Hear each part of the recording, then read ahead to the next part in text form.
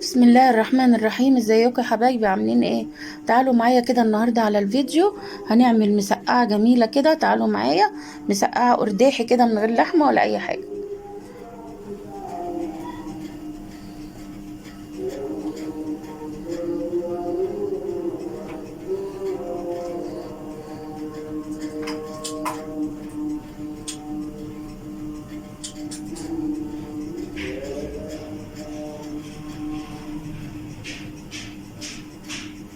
بسم الله الرحمن الرحيم. ازيكم يا حبايبي؟ عاملين ايه؟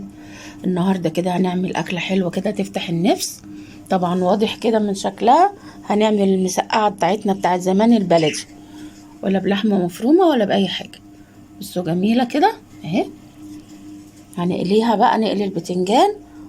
هحط كده الوقت عليه في ملح. مهم. واقلبه واسيبه شويه عشان ما يشربش زيت كتير.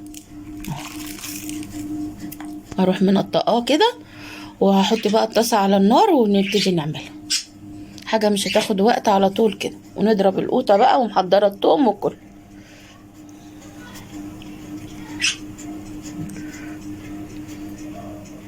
يا حبايبي انا كده دخلت التوم على صفار. ننزل كده معاها نطفيها كده بحبه خل صغيره، تديها طعم حلو قوي. ونروح نازلين عليها بقى ايه؟ بالطماطم. بسم الله الرحمن الرحيم. اللهم صل على النبي. اهي. ونروح حاطين حبة سكر، حبة كده بس رشة عشان الحموضة بس. وارفعها تاني على النار اهي.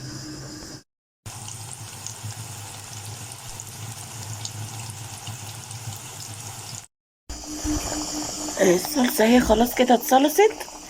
هنسقط بقى فيها البتنجان.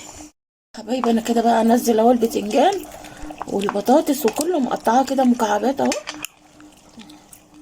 خليه بس ايه بتاع 3 دقايق كده يتسبك مع بعضه، وخلاص على كده.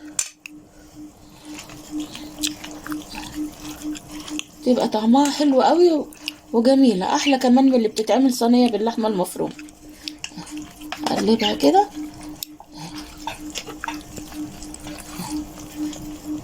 بس. هسيبها كده 3 دقايق.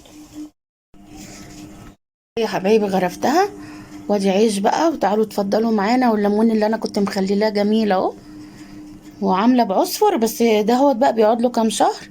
هبقى افتح عليه وناكل منه ان شاء الله واوريه.